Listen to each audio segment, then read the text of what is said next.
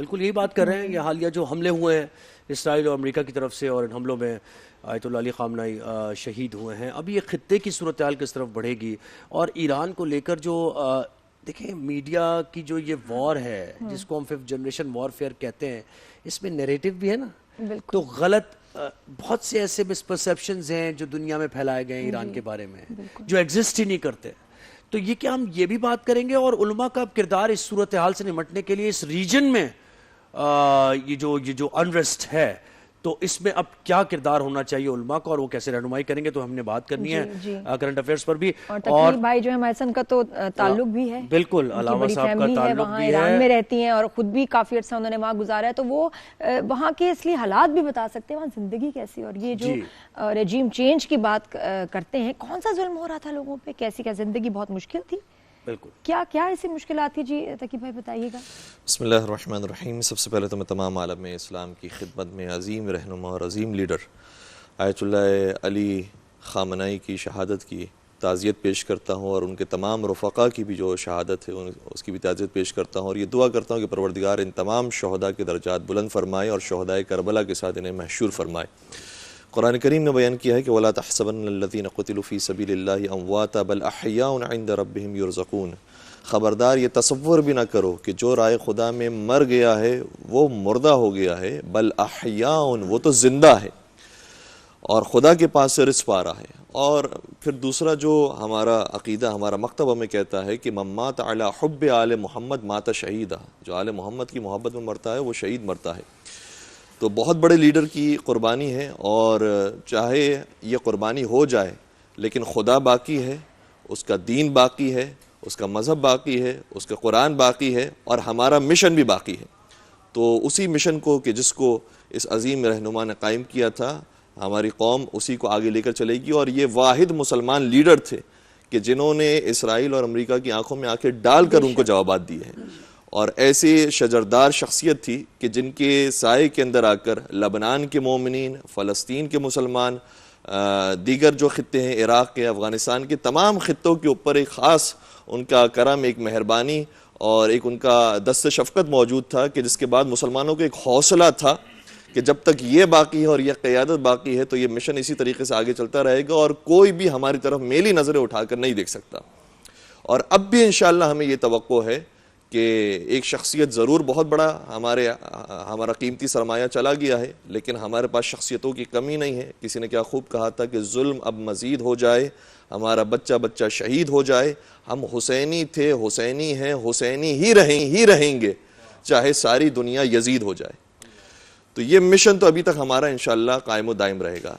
اور جہاں تک آپ کا سوال تھا کہ اس عظیم لیڈر نے کیا کارنامے انجام دیے، سب سے پہلی بات یہ کہ میں یہ عرض کر، آپ نے جو سیاست بھی فرمائی تھی وہ اسلامی اصولوں کے مطابق سیاست تھی، کہ جس میں جب مذاکرات ہو رہے ہوں تو کسی کو بھی جنگ کرنے کی اجازت نہیں ہے. لیکن افسوس کے ساتھ کہنا پڑتا ہے کہ جو ہیومن رائٹس کے چرچے کرتے ہیں انہوں نے پہلے بھی مذاکرات کے دوران جنگ کو آغاز کیا تھا، اور پھر دوبارہ سے مذاکرات ہو رہے تھے جنیوا کے اندر، کہ جس میں انہوں نے جنگ کو شروع کیا ہے. دوسری بات یہ کہ کبھی بھی جنگ کے اندر کبھی ایسا نہیں ہوا، یہ حضور سرور کائنات کی سنت ہے، یہ مولانا تقیان کی سنت ہے کہ جنگ ہو بھی رہی ہو تب بھی پہل نہیں کرتے تھے، کبھی آپ نے جنگ شروع نہیں کی ہے. یہ یاد رکھیے گا کہ ایران نے کبھی بھی جنگ کو شروع نہیں کیا ہے. اگر جنگ کو شروع کیا ہے تو ہر بار اسرائیل نے شروع کیا ہے، اور ہر بار اسرائیل کے الائز نے شروع کیا ہے. کبھی بھی مسلمانوں کے طریقے نہیں رہا کہ وہ جنگ کا آغاز کریں. ہم سلو پسند لوگ ہیں، ہم انصاف پسند لوگ ہیں، کبھی بھی ہم نے کام نہیں کیا. اور دوسری بات یہ کہ جہاں آپ ہیومن رائٹس کے ساتھ ساتھ ایک ویومن رائٹس کا بھی چرچا کرتے ہیں، تو آپ نے اس بار جو دھماکہ کیا ہے وہ لڑکیوں کی اسکول میں کیا ہے. نہ صرف یہ کہ خواتین بلکہ بچیاں جو تعلیم حاصل کر رہی تھی اور کوئی نقصان نہیں پہنچا رہی تھی، بچیاں تھی، کم عمر تھی، ان کے اسکول پر ایسا دھماکہ ہوا ہے کہ جس میں ابھی تک کی اطلاعات کے مطابق 100 شہادتیں تقریباً ہو چکی ہیں. تو یہ ہے آپ کی ہیومن رائٹس کا چرچا، اور یہ ہے آپ کی وومن رائٹس کا چرچا.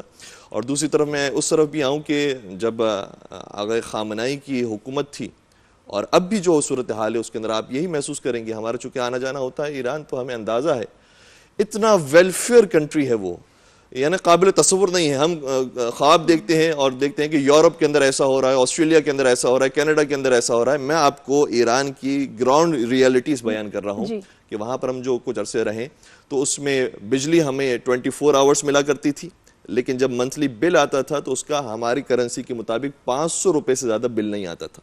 تصور ہو سکتا ہے؟ نہیں. پورے مہینے کا آپ ہر چیز استعمال کیجئے, 24 گھنٹے استعمال کیجئے, لیکن 500 روپے زیادہ بجلی کا بل نہیں آتا, 500 روپے سے زیادہ گیس کا بل نہیں آتا, 24 آورز اویلیبل ہے, 500 روپے سے زیادہ پانی کا بل نہیں آتا. امن و امان کی ایسی صورتحال کے جو باہر سے آنے والے زائرین تھے وہ بتاتے ہیں کہ بھائی ہمیں تو پیرس میں بھی ایسا امن و امان نہیں لگتا کہ جیسے تہران اور قم کی گلیوں میں لگتا ہے. تو وہ سیکیورٹی کی لیول, اور ہم نے خود دیکھا اپنی آنکھوں سے کہ وہاں کی جو خواتین ہیں رات میں کبھی وہ ٹرین میں سفر کر رہی ہیں, کبھی بسز میں سفر کر رہی ہیں, رات میں شاپنگ کر رہی ہیں, کوئی کبھی کسی نے کوئی تکلیف نہیں پہنچائی ہے. یہ ان کے امن و امان کی گراؤنڈ ریئلٹی سے کہ جو وہاں پر موجود بتایا تھا. جی روٹی جو کام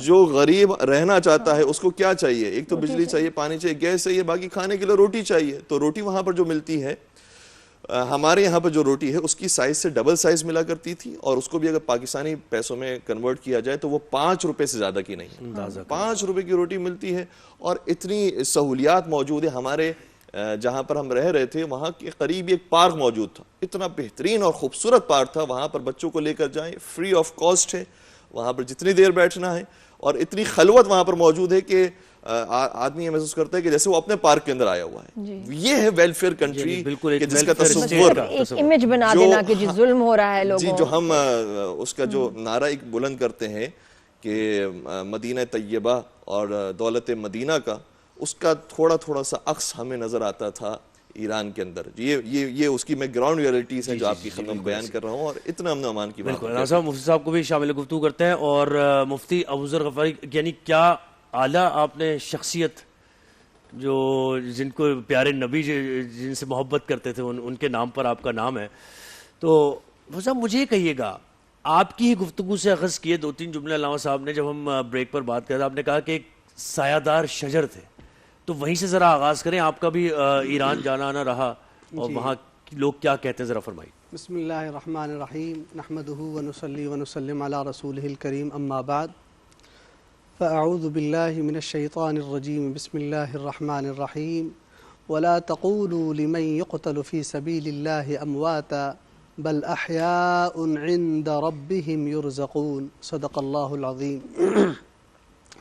سب سے پہلے یہ جو عظیم سانحہ ارتحال ہوا, عظیم رہبر آیت اللہ علی خامنئی رحمہ اللہ, اللہ کریم ان کے درجات کو بلند فرمائے, اور ان کے متعلقین کو ہم سب اس میں شامل ہیں. اللہ تعالی ہمیں صبر کرنے کی توفیق نصیب فرمائے. اور ایک عظیم شجر سایہ دار تھے, عظیم رہبر تھے. میں تو سمجھتا ہوں کہ فلسطین کی توانا آواز تھے. فلسطین ایک توانا آواز سے آج محروم ہو گئی, اور جس طرح انہوں نے اسرائیل کی آنکھوں میں آنکھیں ڈال کر ظلم کا مقابلہ کیا, اور امریکہ کے خلاف انہوں نے جو عالم جہاد بلند کیا, میں سمجھتا ہوں عظیم کارنامہ سر انجام دیا.